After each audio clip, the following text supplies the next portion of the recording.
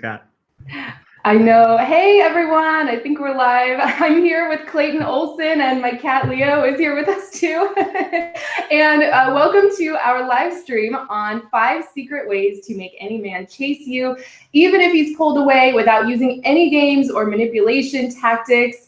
And you guys all know Clayton, right? Clayton has like the #2 video on our channel right now. So he is an amazing NLP practitioner and relationship coach who helps people remove their deeper blocks to love so they can create and maintain fulfilling, lasting relationships. And I hope I said all of that correctly. So welcome, You nailed it, Clayton. Helena. You nailed it. Awesome. Thank you so much for being here. I'm really excited for this topic today. Yeah, thank you for having me. You completely nailed the introduction, and it was wonderful to see Leo briefly as well. I know. I was telling Clayton right before we start, he likes to make his presence known right as I start usually, and then he goes in the other room. So I'm so excited, Clayton. Before we jump into this topic, 5 ways to make any man chase you, is there anything you want to say to kind of like pre-frame this conversation? Yes. Okay, so the title, right? 5 ways to make a man chase you, even if he's been pulling away. I think to pre-frame this conversation properly and to give you all listening a context for the place that I like to come from when I'm working with clients, when I'm talking about relationship advice, is to put yourself at the core and the center of all of the things that are happening that you're experiencing outside of yourself in terms of results. So this is going to be less about trying to manipulate him and make him do something, and more about what is the internal stance that you can take as a woman that has a man value you, has a man see you as an important asset in his life, and somebody that is able to generate a priceless connection that he's thinking about when he's even not around you.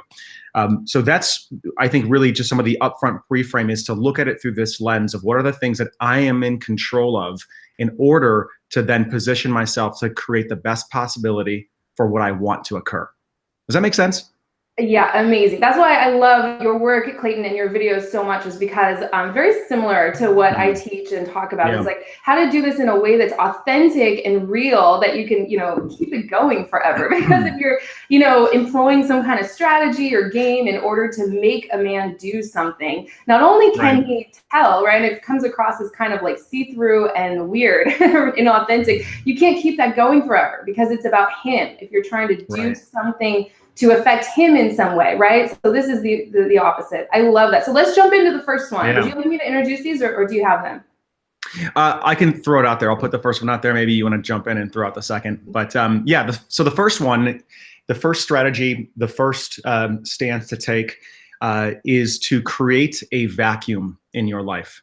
And what I mean when I say a vacuum is I don't mean a Hoover or a Dyson vacuum cleaner. I mean to create a almost like metaphorical vacuum in your world that calls in what it is that you're wanting from your man or a man.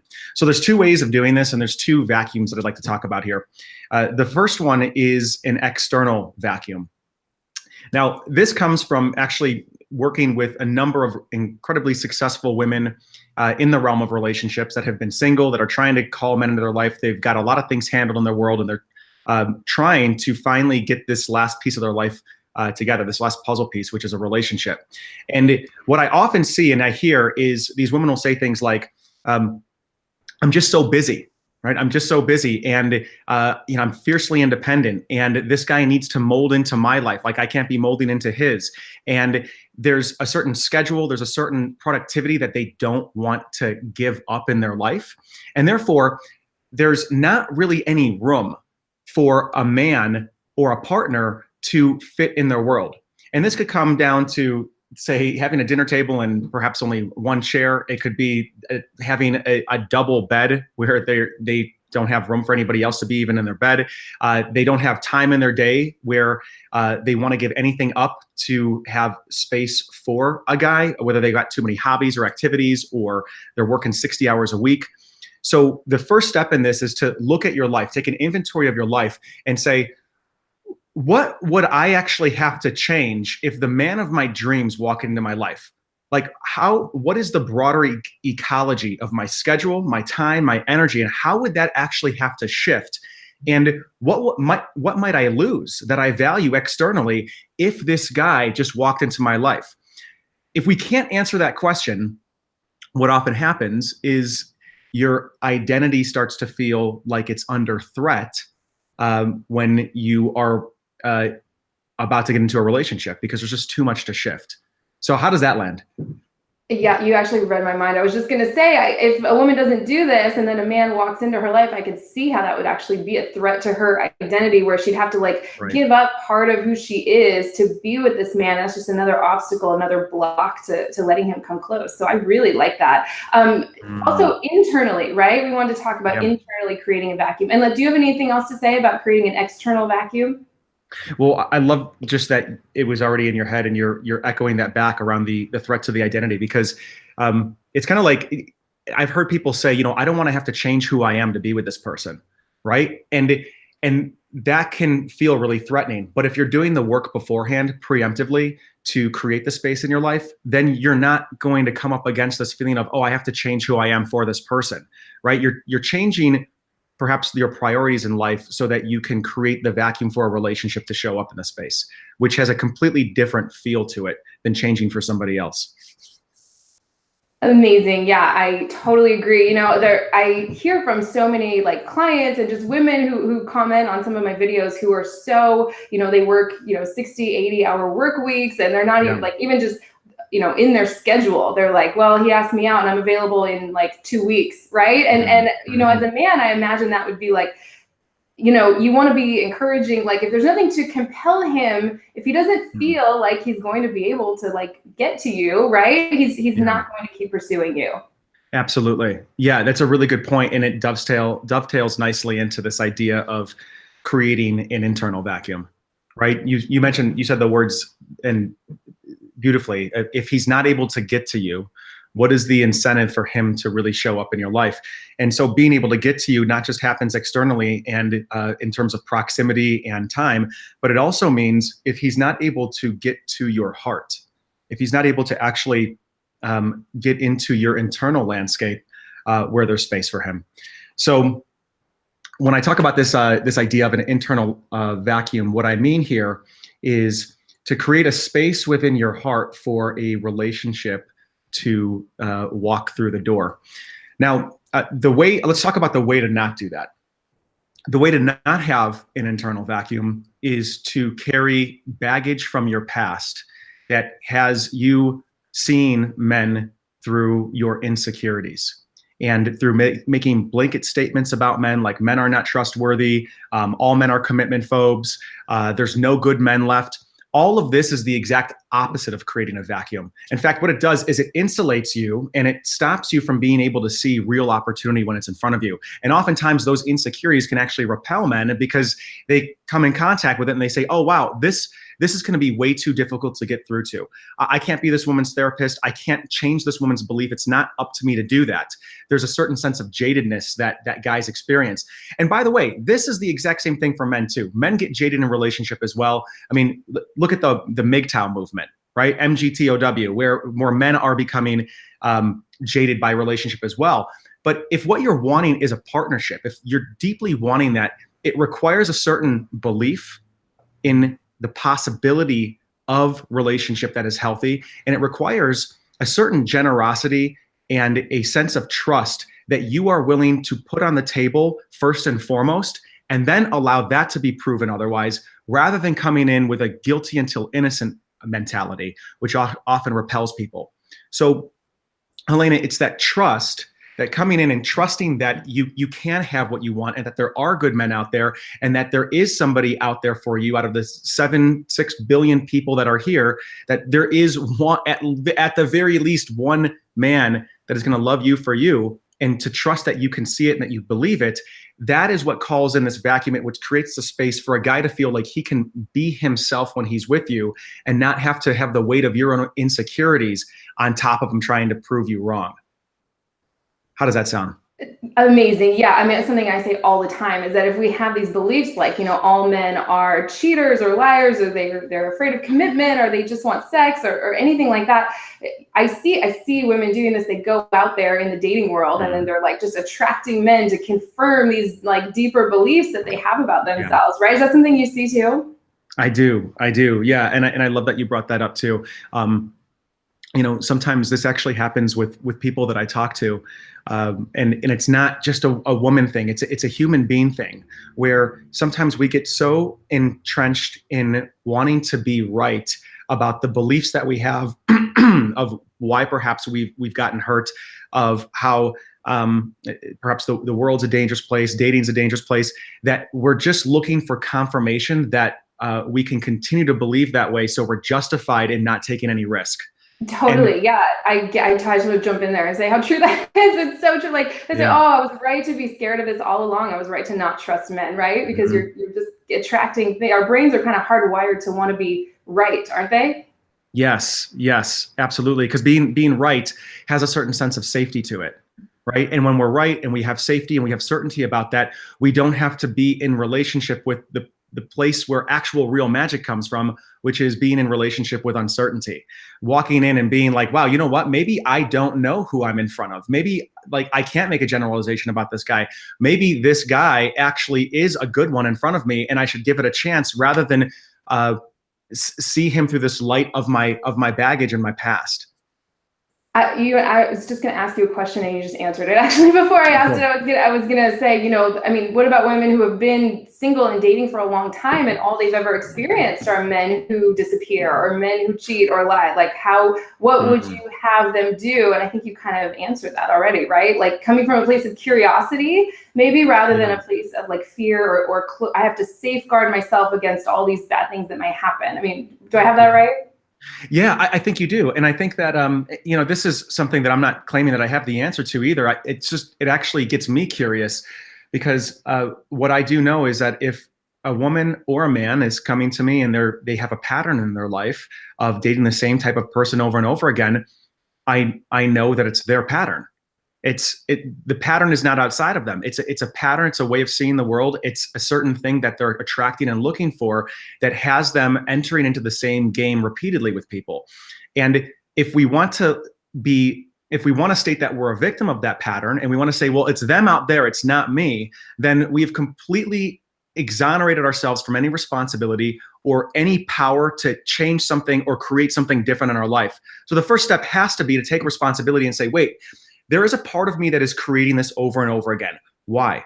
Why is that happening?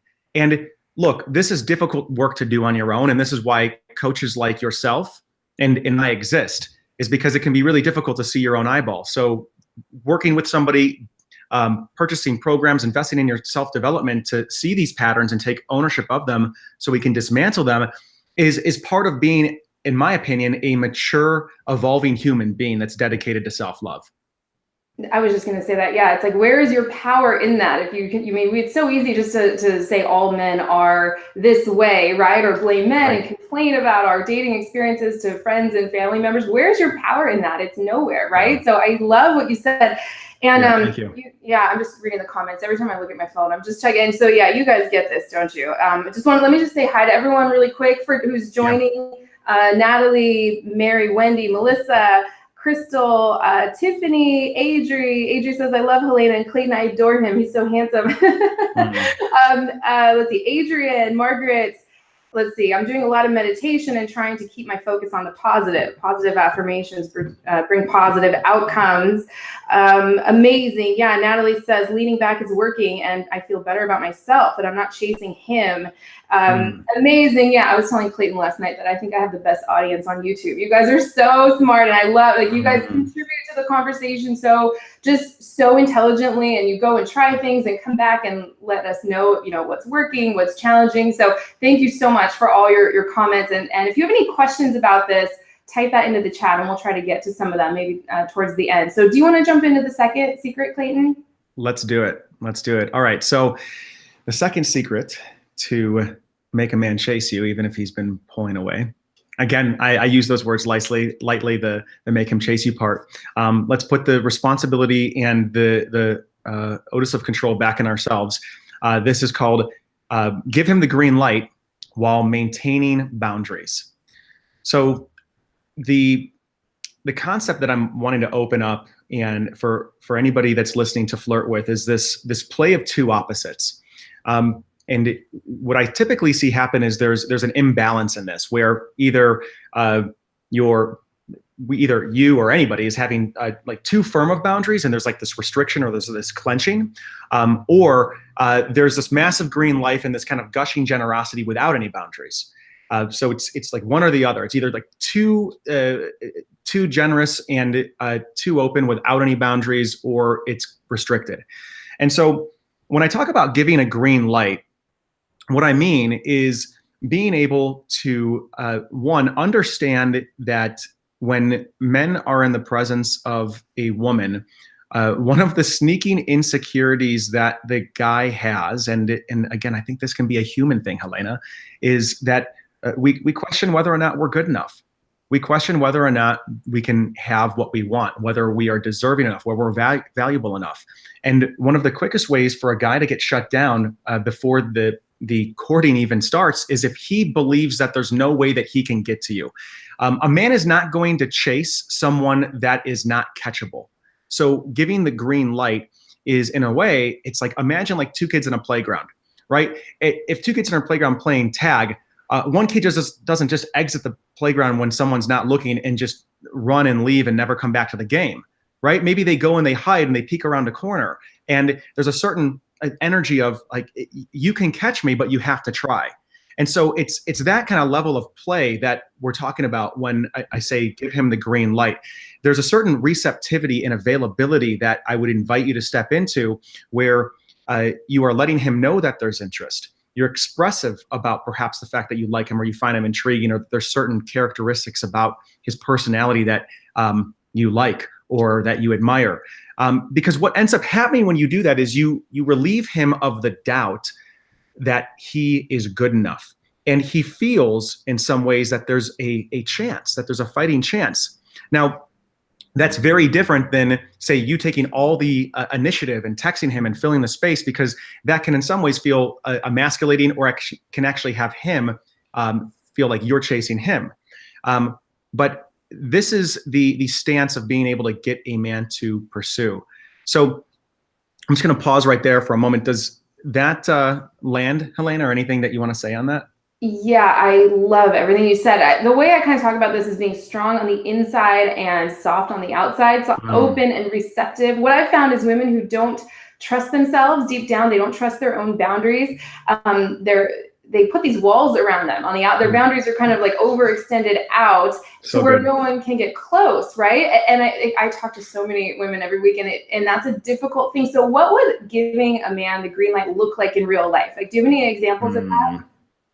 Yeah, I think that giving a man the green light in real life is it's being able to not have a fear of even initiating, right? Even if it's just a text message to start a conversation, if the two of you are in contact or have each other's numbers, it's being open to realizing that you can initiate with a guy. Even, for instance, and I know that some women, there's a controversy, or sometimes there's different opinions around, do you approach a man, or do you say hi to a guy, or should it all be on his lap?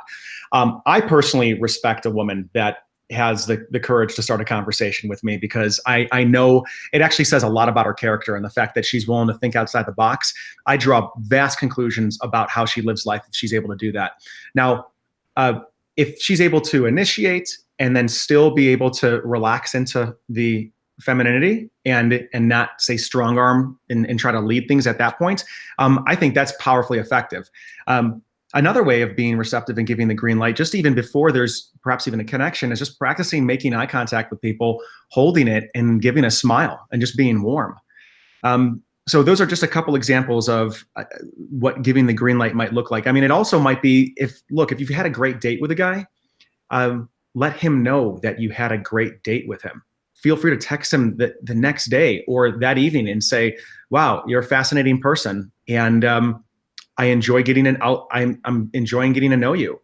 Right. And that way, at least it's clear, because I mean, some guys, and they're going to just be afraid of getting rejected. So there's certain risks that they might not take. You might think, well, they should take the risk. If they're a real man, maybe they should step and take the risk. But make it in some ways easy and inviting, that there's somebody on the other side ready to catch them. I agree with you 100%. Yeah, a lot of times I tell women to, give a guy like one clear kind of indicator of your interest, whether that's just making eye contact and smiling, whatever the situation is, and then lean back and let him lead from there. And that's like a good way to know if he's interested. It can be hard to do that though. I know a lot of women are afraid to do that. Something I always say is kind of like, if you're not attached to the outcome or the result of that interaction, you can do anything. I mean, you can do everything that I say not to do. Like you can walk, if you know that if you're pretty sure, guys, right? Yeah, you can do anything. Most women, are not at that place. If they're feeling really attached to a man, they're trying to make something happen, they're trying to affect him in some way. That's when it's really helpful to have the guideline of like, when in doubt, lean back into your feminine energy. But if you're confident, if you're not attached to the outcome, you can do whatever you want, right? And a man's not going to feel like you're trying to make something happen, I would imagine, right? I love that. Yeah, exactly. And to your point, you said something earlier that plays nicely into this, which is that if a guy is, like if a woman wants to be more playful, and she wants to be able to dance with the sexuality, dance with the sensuality, and be more charming, flexible, and open with a guy so that her real self can come out, that actually comes from paying attention to the underbelly of this playful, open energy, which is knowing your boundaries, right? So the green light, the strength of the green light, the ability to be playful and sexy is underpinned by your ability to know your values and to understand the lines that you won't cross because they're not respectful to you, they're not respectful to the other person. And the more that you know your boundaries and the more that you're comfortable being able to voice those, the more it allows you to play. It's kind of like, I'll use another metaphor here. It's kind of like a little kid that, for instance, the level of play that a kid could experience on a playground if they know that their parent is watching and looking over them, versus if the kid doesn't know where the parent is. Right? The kid might end up crying, be kind of locked up, be unable to play because they're not feeling protected, they're not feeling safe. But if the kid in you, the part of you that actually is able to flirt and be playful, knows that there is an internal parent online that is watching out for these boundaries, you can be that much more expressive. How's that land?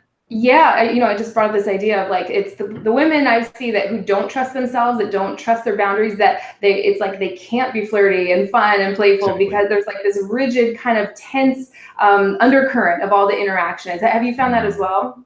Yes. Yeah.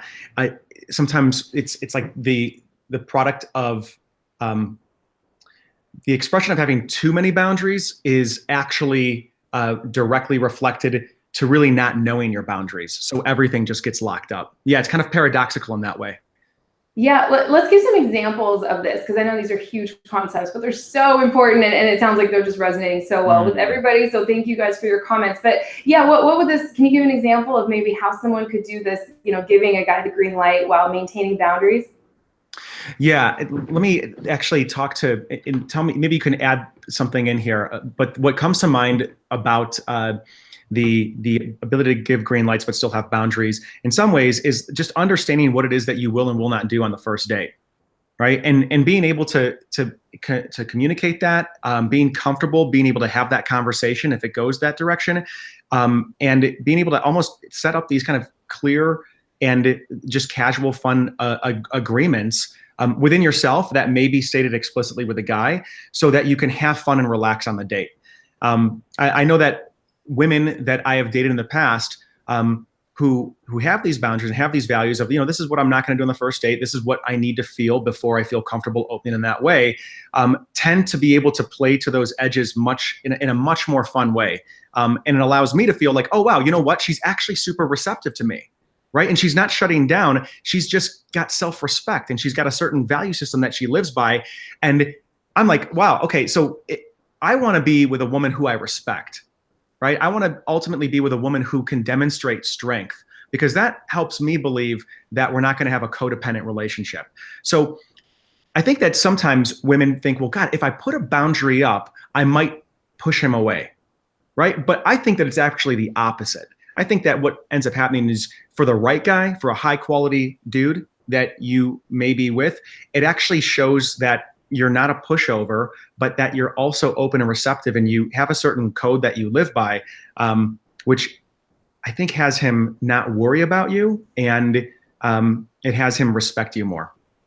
Yeah, I'm trying to like feel myself into this situation of like being on a first date or something. So it's almost like rather than being 1 foot in and 1 foot out of the interactions, right? Because you're afraid that things might go too far and you'd have to back yourself out of it. Like what if, and this is just off the top of my head, so if this doesn't, if this is not, you know, if you don't, this doesn't resonate with you, let me know. But like, what if you are both feet into the interaction and just go right up into where you feel comfortable, even if that's just like having a conversation, even if it's just like giving him 1 kiss before you go inside, like put both feet into that kiss, right? And go, oh my God, that felt so good. I can't wait to see you again. And then go, right? Rather, I mean, would that send the wrong signal? That's great. I think that, right? No, that's great. I feel like that would be encouraging, but you're also like, because you guys trust yourself, right? You're not gonna like go to some guy's house who you barely know if you don't feel comfortable with that. So trust yourself, and put both feet in and have this like both feet in kind of way of doing things, rather than 1 foot in and 1 foot out. Then you're up in your head trying to make some mental calculation about how many dates you've been on and is this okay and what he's thinking. What I found is that when your energy is open to someone, your intuition kicks in as a woman, right? You can really feel like, okay, is this a good situation? Can I stay right here? Can I keep doing this? Or do I need to take a step back? But when we're cut off from our feminine energy and our intuition like that, we go up in our heads, and that's when we don't know like where to draw the line sometimes. That's what I've found. Clayton, how does that sound to you?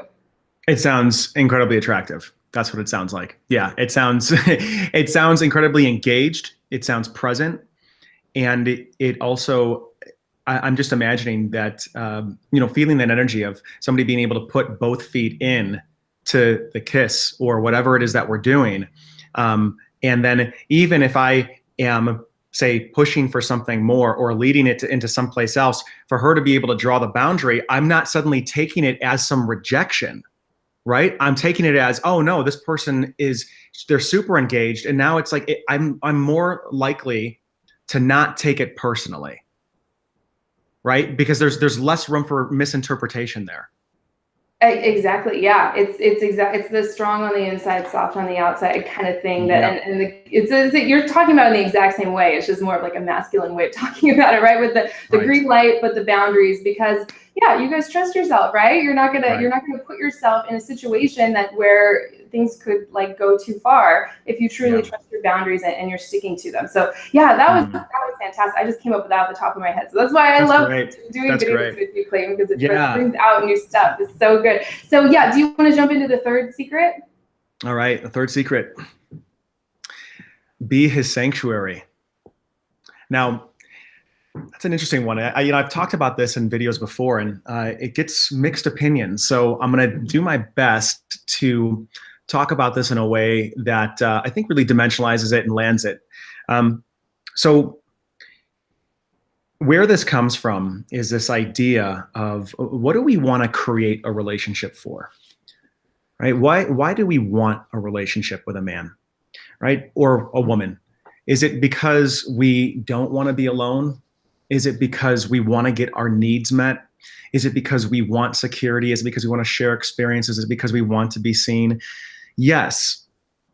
I think all of those can all be valid, but they do dictate what the quality of the relationship turns into. And so I think the invitation here, and when I say be a sanctuary, what I mean is like, be a stand for creating your relationship as a sanctuary with a man. And the whole responsibility, it's not necessarily just on you to be the stand for the sanctuary. It's more of like a co-created and rolled vision of both of you are creating a relationship to be a sanctuary, where the relationship becomes a platform for you to bring your best, most generous, trusting, open, loving self to the mix. It becomes a shelter from life. It becomes a place where both of you can come back to and recharge as individuals, and then go out into the world and take on the world with more presence, more energy, more vigor, take more risk, and become better people. Now, what that means, it fundamentally means shifting your relationship from a place where you get something to seeing your relationship as a place where you give something, where you are making deposits. And you might be thinking, well, wait a second, though, if I'm the only one giving here and I'm trying to create the relationship this way and he's not doing that, then I don't want to get taken advantage of. And what I would say is that if you're leading in this regard and you perhaps are even talking about this as like a dual vision, as a vision, and this is not something he wants to partake in, then he might not be your guy, right? You guys might actually not be compatible. But it's better to know, right, and start to create the relationship in the way that you want it, and know quicker rather than later. So the reason why I believe this is so important is because if we look into the psychology of men, of Western men, I would say just men all over the world. You know, I coach virtually guys going through breakups everywhere. Everywhere people speak English, people have found me on YouTube, they found my articles, they hit me up with an email, or they shoot me a WhatsApp text and they want to work together, and I end up talking with them and getting inside their psychology. And I can tell you that across so many different continents, what I find with men is that men are locked up. Most men are locked up emotionally. They have a really hard time relaxing. They're very driven. They've got these ideas of what it means to be a man, or in terms around their purpose and making money and making sure that they can provide and having a certain level of status before they feel like they can relax. And underneath all of that, underneath this competitive nature is this deep feeling of that they're inadequate, that they're not enough, and it drives them to want to achieve more and more. And the amount of stress and pressure that they put on themselves and that they allow life to put on them is incredibly intense. And the beauty of a woman who is in her feminine and who is a stand for relationship being a sanctuary is that all of those pressures from life, if she is the place where he doesn't experience pressure, but rather he experiences a soft place to land, it naturally pushes him into relationship and naturally pushes him into wanting to hang out with you, because the relationship is life-giving rather than life-taking. Yeah, the feeling I'm getting when you say that is like you're kind of that safe space that a man wants to come towards when he experiences pressure from the outside world, rather than another obligation or another thing that he needs to pull away from when he's feeling stressed or just burnt out, right? Yes. I love that. I love it. And this, you guys, your comments are, I don't know if you, can you see these, Clayton? I can't see any comments. I just see you checking. Yeah, so I know, right? So good. Let me just address some of these really quick. Yeah, Tiffany says, I love this guy, Clayton. She says he taught me so much about how to be in a healthy relationship with my guy. I communicated my boundaries about what I wanted. I was very upfront. My guy stepped up. Amazing. Natalie said. That's it. Right. Yeah, I just want to say, like, that's it. Like, I'm so glad that you read that comment, and thank you for sharing that. Was it Natalie? That was Tiffany. Tiffany, thank you for communicating that, because this is one of the implications of you being able to communicate your boundaries in a way that's not punishing, in a way that's not disrespectful or making him not okay. It's that this is a perfect example of how you can help a man become a better man, is by you treating yourself in a better way. And then suddenly both of you rise together. Beautiful. Tiffany, great job. Yes, Natalie says, I'm so used to just giving in. I'm going to try a whole different approach now. I love it. Amazing. If you act like a high value woman and only talk positively about yourself, even if they will believe it. Also, every guy around you will believe it too. I love that. Thanks for your advice. It really helps. We appreciate it. I'm learning my value. It finally feels good. It's just, I mean, there's just so many. Oh my God, I love it. I love your audience. I love your audience. Thank you for all being on here. They're amazing. I know. Really, last night I have the best audience on YouTube. I have no problem making that. They're amazing. Yeah, I want to point something out too. I want to just point something out, right? Somebody's comment on there was, talk about yourself in a high value way, right? And practice talking about the person that you're with in a high value way too. Even if you don't know them that well, like, give them the generosity that you are willing to see the high value nature that they are, in a way that perhaps just provides trust.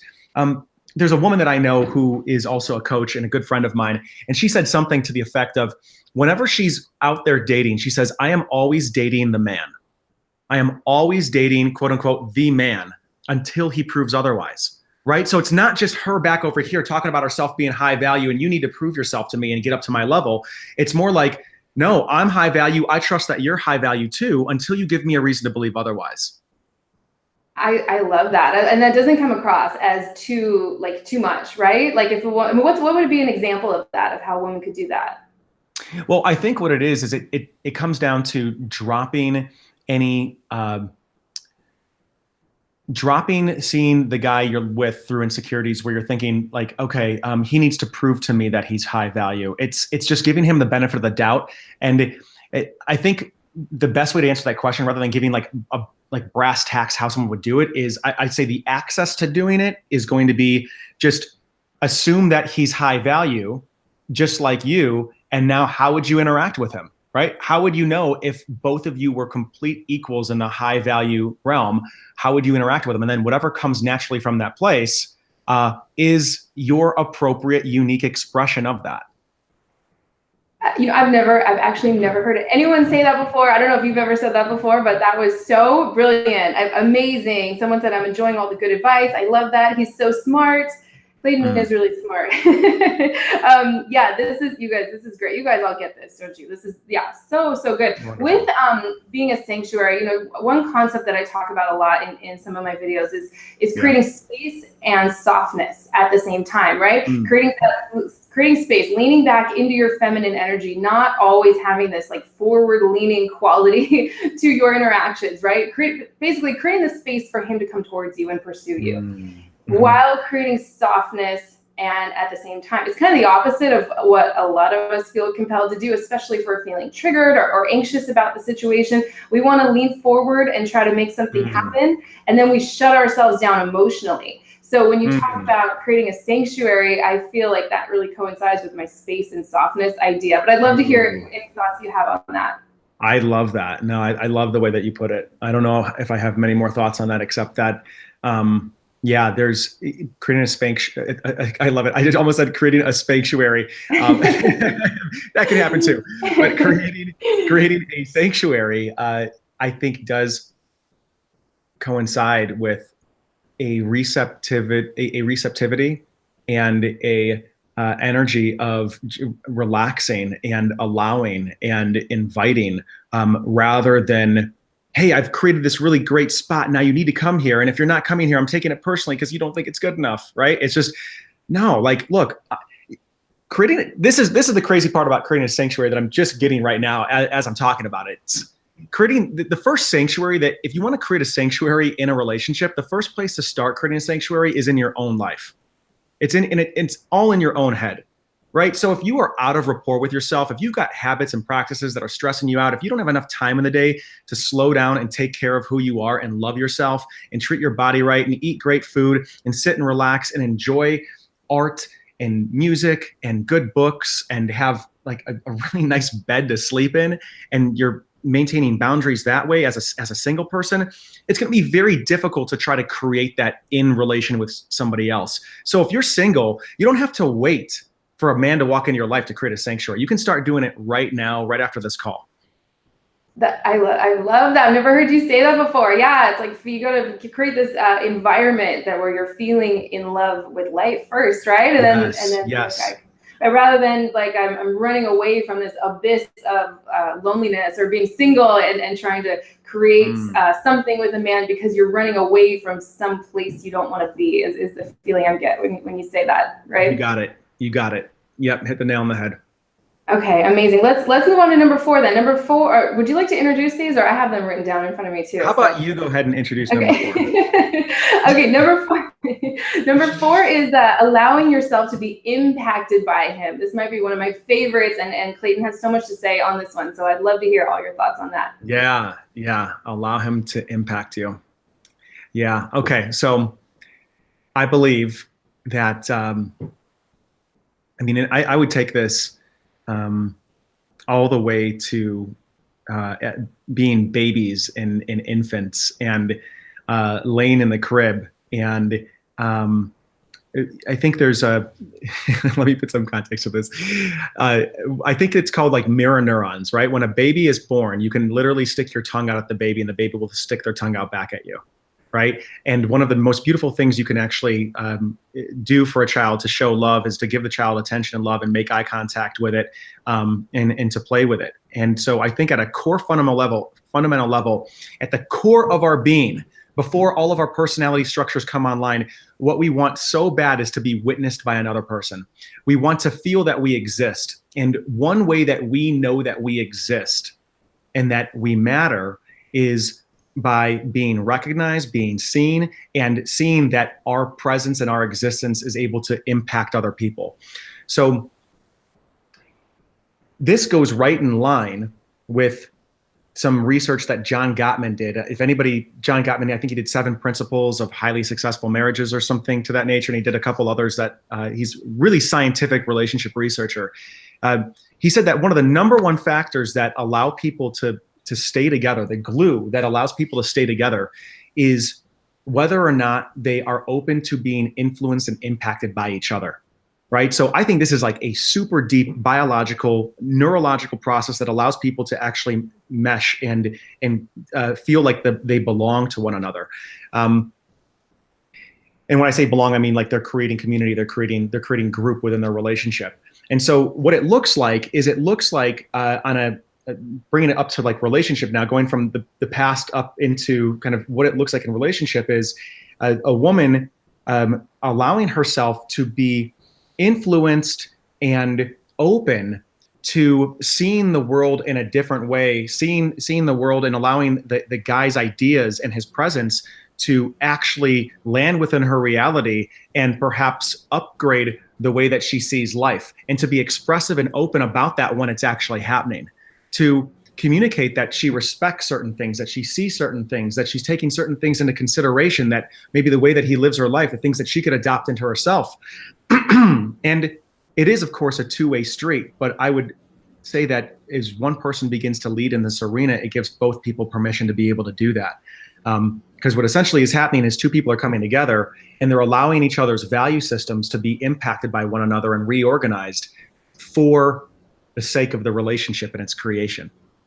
Does that make sense? Yeah, it's so, I'm just like smiling over here because it's just so good. The way you said that was so perfect. It was, what is something a woman could actually say? Because again, these are huge concepts. What's just like a couple things maybe she could actually say to a man to do this in a way that would make him feel like he's having an impact on her? Yeah, definitely. I love going down the rabbit hole. So thanks for pulling me out of it. So what are a couple things that a woman can do to express that she's been impacted by a guy? Well, I think that being able to recognize, just actually compliment a man and acknowledge a man on parts of his character rather than just things that he does, but compliment a man on who he is rather than what he does, right? Like saying something like, wow, like for instance, a difference between a compliment and an acknowledgement. A compliment might be, wow, I'm really impressed that you got so much work done, or I'm really impressed that you did X, Y, Z, versus an acknowledgement would be something to the effect of, I'm just really impressed by your work ethic, right? It really shows your dedication to what you do and how much you put your heart into it. And I think that's really inspiring, right? Words of affirmation, words that even if he does something, right? It's like, that was really sweet of you. That says a lot about your character, right? Opens the door for you. God, you're such a gentleman, right? Just encourage and give light and bring light and language to the things that you want to see grow more. Like, put attention on that, right? I mean, this goes right back to like law of attraction and The Secret and all that stuff. Whatever we're putting our focus on and naming is going to grow. So put it on the stuff in the direction that you want. Yeah. So, oh gosh, don't get me started on that. We'll be here for like 3 hours. I could talk all day about that stuff.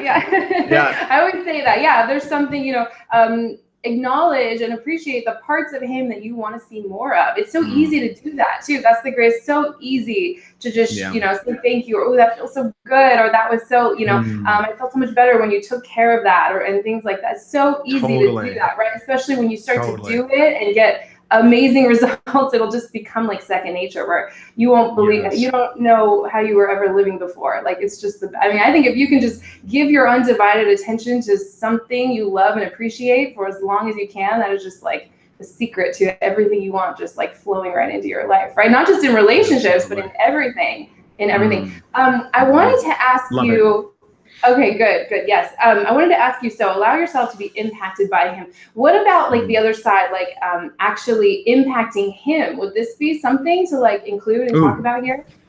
wow. Yeah. Yeah, we could. So, okay. So the question is, in some ways, how could a woman impact a guy? Right. Yeah. Okay.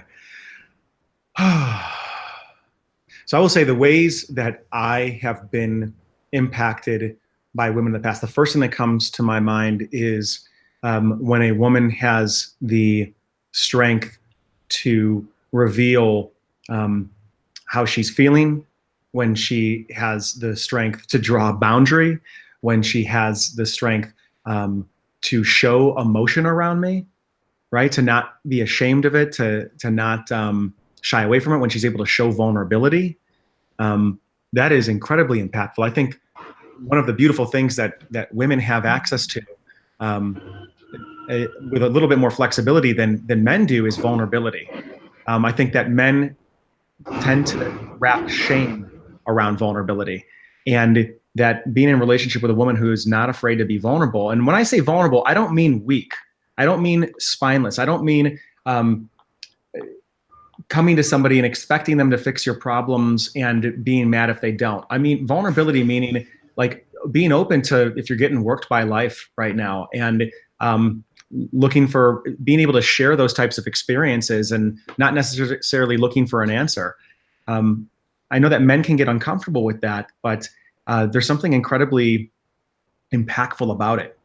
I know a couple that's been together for about 6, 7 years right now, and I know that when this woman I know cries in front of her husband, it makes him really uncomfortable.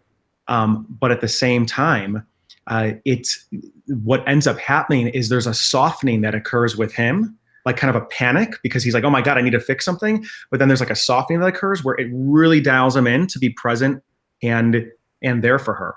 And now she's not doing it as a way to manipulate him. She's doing it because it's actually what's happening, and it builds intimacy. So those are just a couple ideas.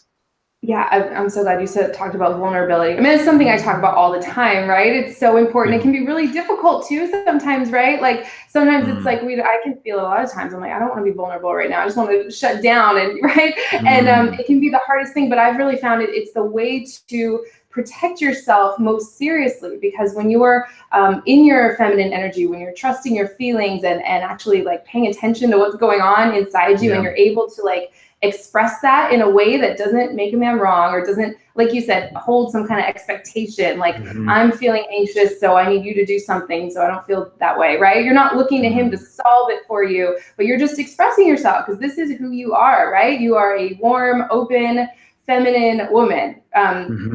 So yeah, that is great. Great. Do you have any like Beautiful. examples of how someone could do that? I love that you mentioned your friends who were married. What about women who were just like out there dating, meeting new men? How to be vulnerable in a way that isn't like too much, but inspires him to pursue her?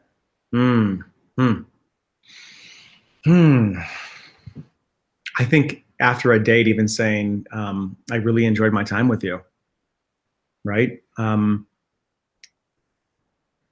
I think being in the middle of a date, and if you're enjoying your time with them, or there's something that you're appreciating about them, being able to find the language and just say it and name it, and not worrying about whether or not it makes you look needy, or whether it's too much too soon. Like, look, people love to know that they're being impacted, right? So that really is the key here. Is I think having the language and the courage to express what you're really feeling, from a place that perhaps isn't falling in love with a fantasy, but is open and honest, and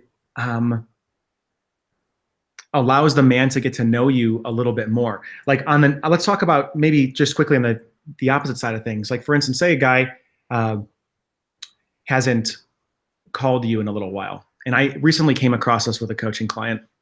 I was working with her, and she said, we had these 2 dates and they were absolutely amazing. We connected, and we had such a deep emotional connection. We talked about all these things that span the gamut. And now suddenly it's like radio silence. And I'm just like, what the happen, right? Where is he?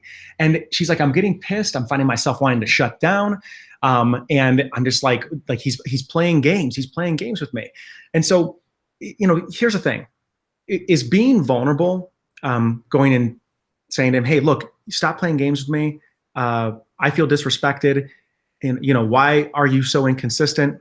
And now we could say, okay, on one level, that is there's a level of truth that is being revealed there, right? Which may be better than just like walking away and fading into the shadows and saying nothing. But underneath that, if we were to express the real vulnerability, it's actually confusion.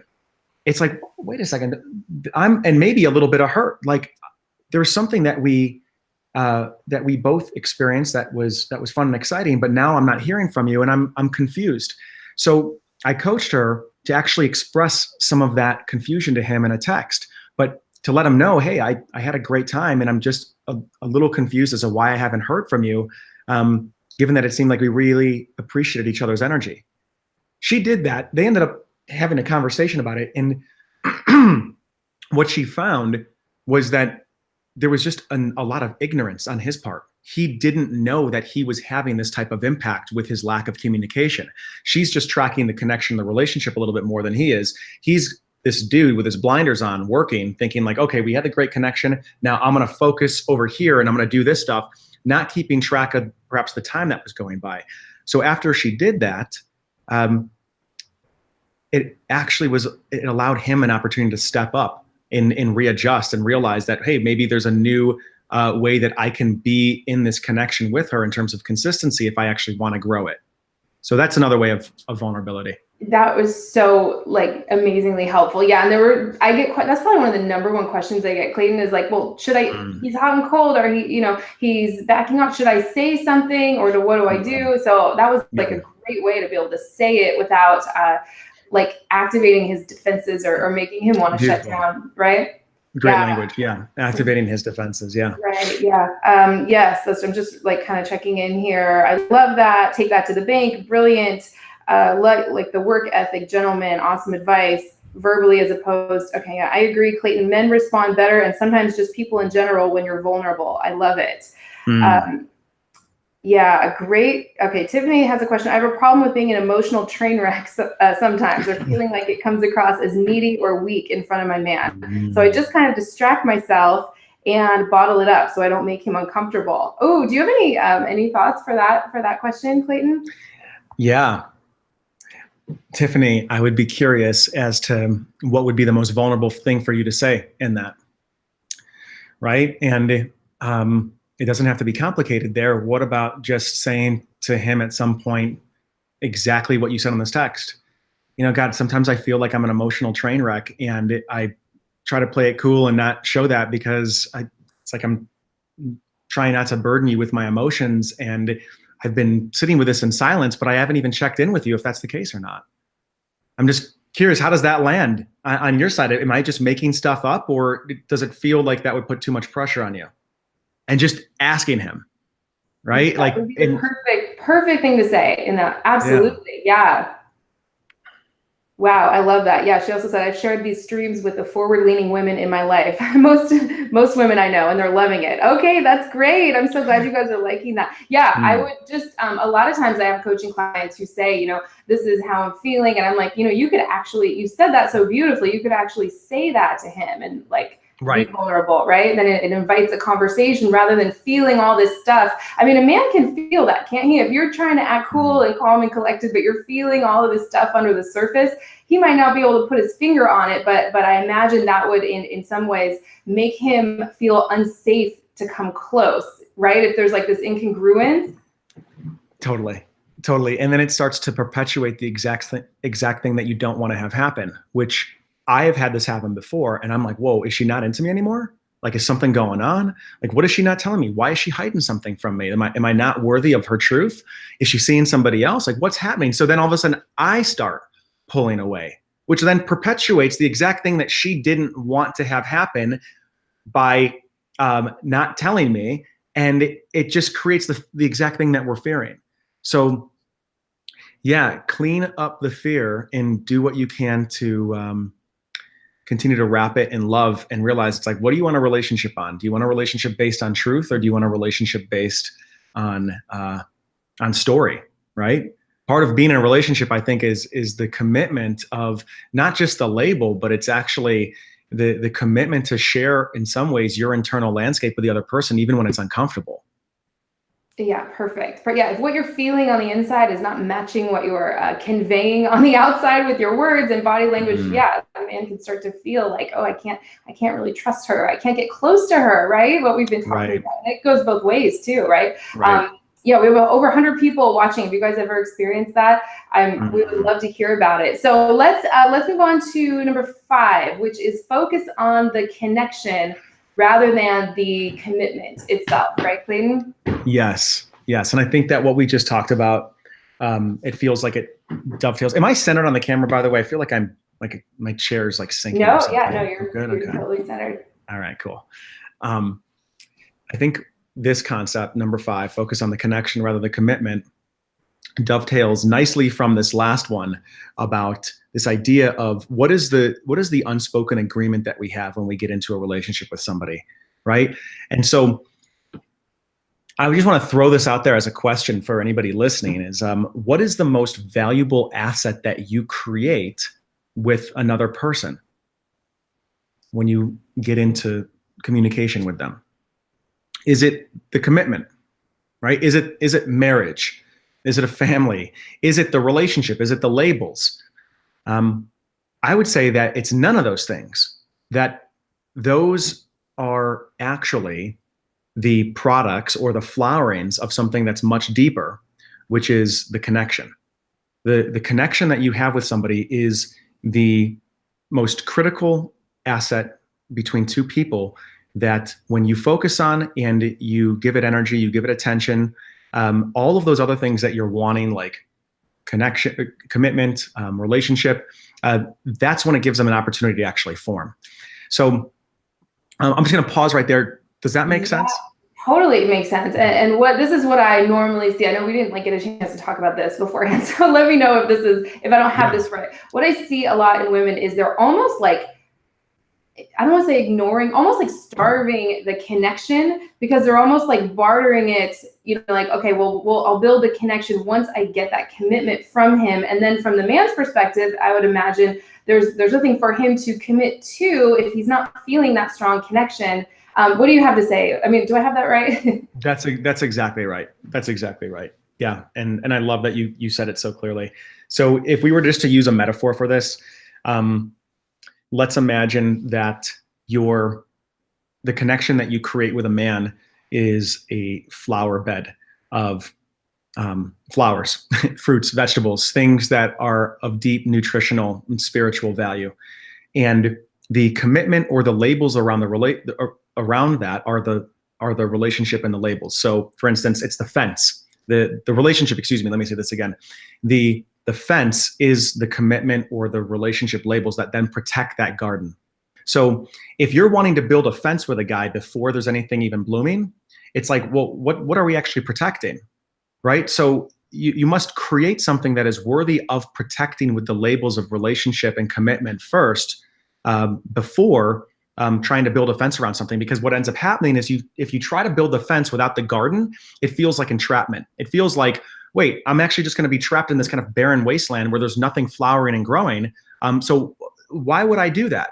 That's backwards. So when you focus on the connection, both of you at some point will naturally want to protect it with commitments and labels. And in fact, you might not even need to talk about the labels that go around it. They will just arise naturally as a result of, again, putting your attention and focus on the most powerful asset that you have, which is building intimacy and deep connection and knowing with the person in front of you. Yeah, I have so much to say on that. I was just checking in, but this is totally resonating with everyone. Yeah. That's good, Clayton. I love the advice. Thank you so much. You are both so wise. You're amazing, Clayton. Thank you. It does seem that way. I felt a strong connection to this guy. We talk constantly and tell each other's problems, but he doesn't want to commit. very profound. Focus on the connection, not the commitment. I love, love, love that. You guys are so amazing. I love you guys so much. What would you say to Melissa's question? I felt a strong connection to this guy. We talk constantly. We tell each other's problems. We talk to each other about our problems, but he doesn't want to commit. What would you say for someone in that situation?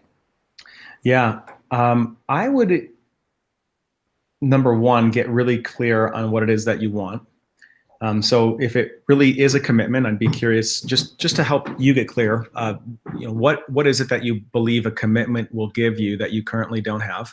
And that's not an argument for not getting into a commitment. We all have goals in terms of relationship, marriage, but get clear on what it is that you want so that you can draw perhaps a boundary around timing within yourself. It could be that this guy is just moving slower than you. And it could be that this guy is just not going to commit, that he's not actually fit for a relationship right now. And I would say that if a guy is telling you that he does not want to commit, trust him. Trust him, because it might not be that that whatever it is that is growing between the two of you is going to warrant putting a fence around it for him.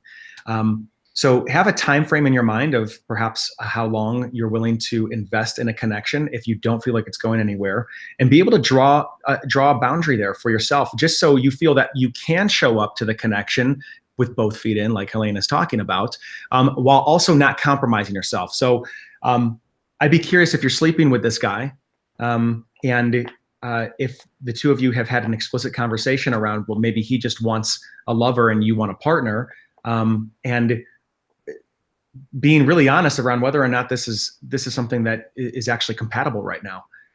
So it comes down to asking some difficult questions, maybe communicating with him a little bit more clearly around how you're feeling and where you're at, and being okay with perhaps the connection transforming maybe into just a friendship at this time, and being willing to let go so that you can create space for something that is more available to come in.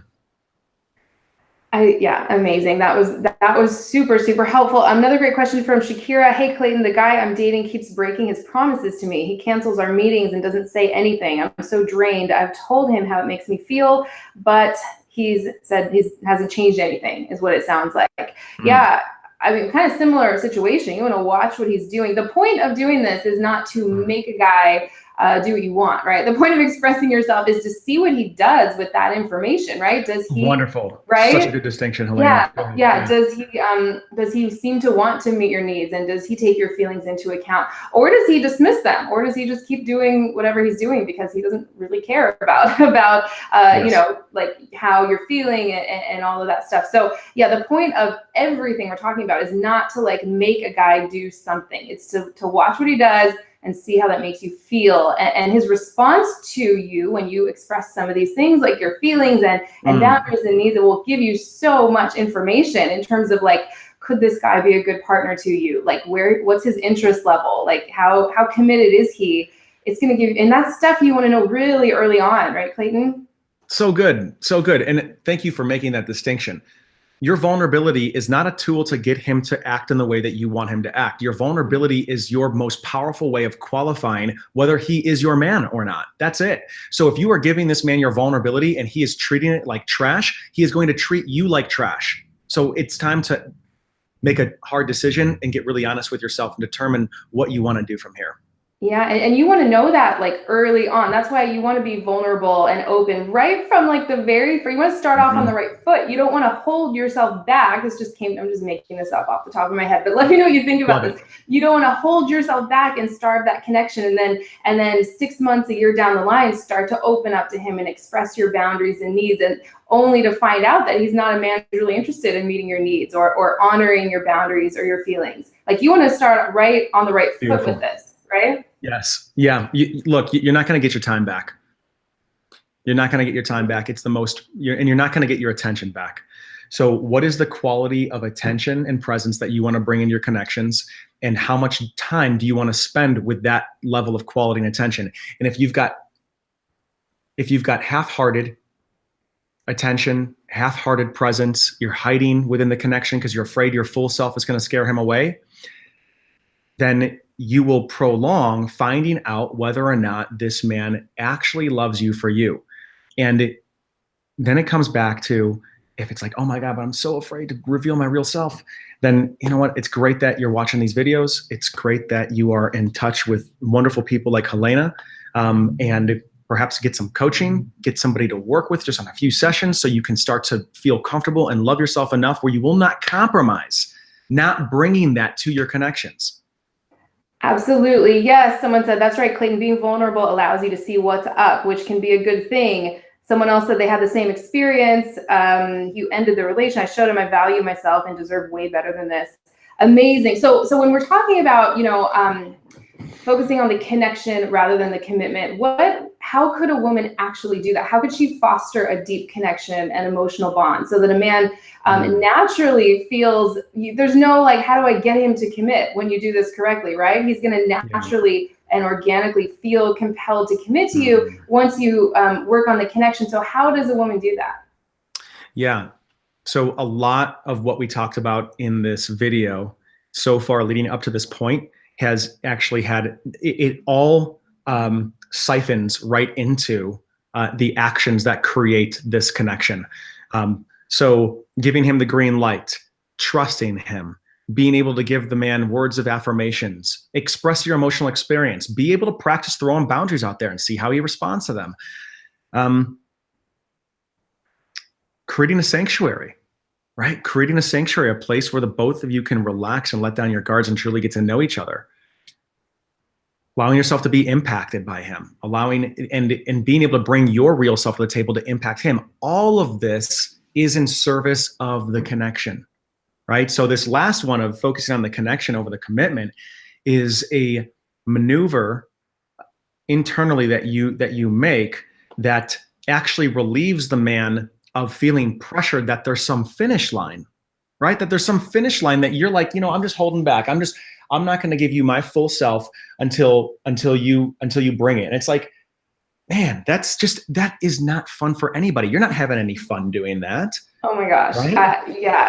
I mean, I talk so much about this whole finish line thing because I get it. Like we just want that. I've kind of found that we women tend to get very worked up about looking in the distance for the relationship, right? Where men are kind of just more about the moment. They're more single focused. They just want to feel good right now. They might not be thinking about, okay, what's this going to look like a year down the line, or in general. Obviously there's always exceptions, but if you can reverse that dynamic, right? Just play in the moment, right? Just have fun. Obviously we're not saying invest yourself in someone who said he doesn't want a committed relationship. Obviously you have to be, have boundaries and trust yourself, right? But if you can just have fun in the moment and play in the moment, get into your feminine energy, it's like, I'm trying to think of how to word this. These moments you have with a man just become so like rich and full and amazing of all the good feeling experiences you want, that you almost become not so sure that you want to get to the finish line, right? Because you're enjoying the unfolding. It's like I'm not so eager place to get to. Yeah, I'm not so eager to get to the end of this because I'm enjoying the beginning and middle of this, right? I'm enjoying the unfolding. Yeah. Thank you. I mean, Thank you. Very attractive, I would imagine, right? Yeah, it's incredibly attractive. And it's just, there's such a deep spiritual life lesson in this. Like, all right, do you have any guarantee that if you get what you want, it's going to make you happy? Right? Do you think that if a man finally marries you, that you're going to be happy? I will tell you that the statistics say otherwise. Right? That if you get married, like, it's not like you've got like the odds on your side, right? So, and that's not saying shy away from marriage, but what it's saying is that marriage is not a finish line, right? Having a family is not a guaranteed place where you're going to suddenly finally be able to feel all the things that you want. The time to have that is actually right now. There's nothing out there that you're going to get from a guy's commitment that you can't already actually create within you in terms of a feeling, right? Oh my the gosh. completeness is not there once he commits to you. It's got to be the offering that you bring into the connection first, because that's what differentiates you from all the other women that he's dating, is that you are bringing this sense of wholeness and completeness and love and open-heartedness and present moment awareness and not trying to take it anywhere. And like, what man doesn't want to actually continue to experience that over and over again for the rest of his life?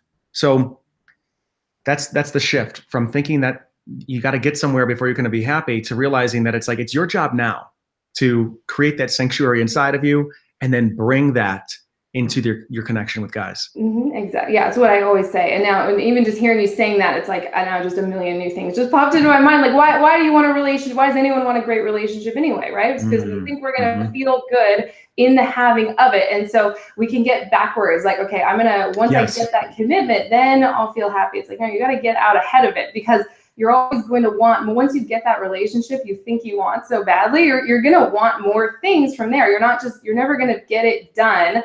That's kind of my belief system, right? You're never going to get it done. You're always going to be at a place where you want more than what you have now. So you have to feel good in the getting there. And I know it sounds like we're going off on a tangent, but this really relates to how to make a guy pursue you, right? Because this is that attitude of not being up in your head, fast forwarding, and how's this all going to play out 2 years down the line? Maybe I'll get hurt, trying to safeguard yourself. It's just like, you can, like I said, these moments just become so full of these good feeling experiences. Now you're the kind of high value woman that a man can't wait to commit to, right? Because kind of a rare person who knows how to do that, right, Clayton? Yeah, beautiful. I love that. It works. I mean, don't get me going on. I can just talk forever. It works in all areas of your life. If you can make yourself feel good right now, now you're going to start attracting experiences that assist you. Not like, okay, once I get the commitment, then I'll be happy. Then I'll feel secure and safe. You have to feel secure and safe within yourself first. Right. Now you're going to attract a guy. Like I always say, you attract a mirror image of your own masculine energy, right? So if you're committed to yourself, if you feel safe with yourself, that's what's going to attract a man. If you trust yourself, now you can attract men who you can trust. And there's so much that goes into that. But yeah, anything else you want to say about focusing on the connection rather than the commitment? Well, I'm just sitting over here being impacted, Helena, by those great ideas. So thank you.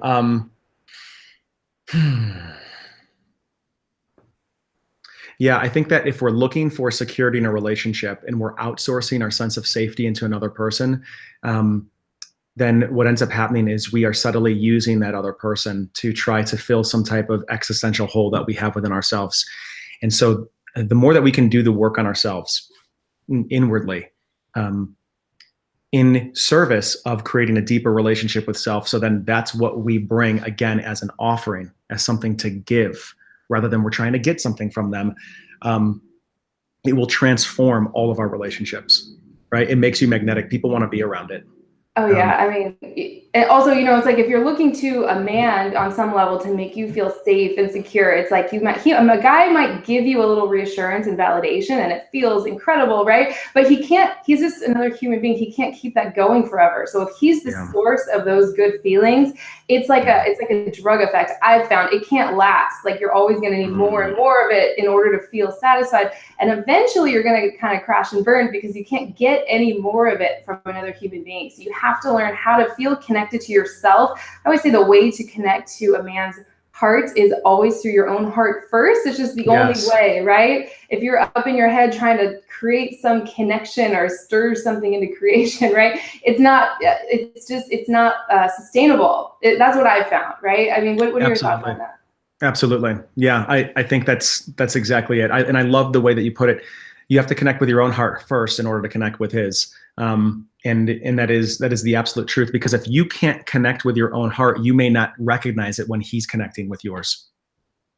Right. And I've seen this happen is where if someone doesn't actually experience that connection with their own heart first, when someone is trying to connect with their heart, they're either suspicious of it, right? They think, oh, he's trying to manipulate me. Or they're just like, wow, he doesn't actually see me because I feel worthless and he thinks I'm amazing. So he's not actually in touch with the real me. And then there's a self-sabotage cycle that happens. So the more that you can connect with your heart, like Helena is saying, and realize your worthiness and that be the place where you source your happiness, it just adds that security and that stability to where at every step of the way, when you're with a guy, there's a level of trust that you can bring to the dating and courting process where you're not freaking anxious, because your whole idea of love is riding on whether he accepts you or commits to you or not. Yeah, it's almost like a trust in life, right? If you trust life, you don't really have to Yeah. worry about trusting a man as long as you trust yourself and just trust that things are always working out for you. Of course, you're going to get what you want, and you're totally worthy of that. And your desires are inevitable. And it's like, what's your worldview or what's your belief system that's operating here? And Totally. if you don't believe those things, you might be like grasping at it, trying to like control a guy or get what you want. Let's see what people are saying. Really, you are amazing, Clayton, Emmy says.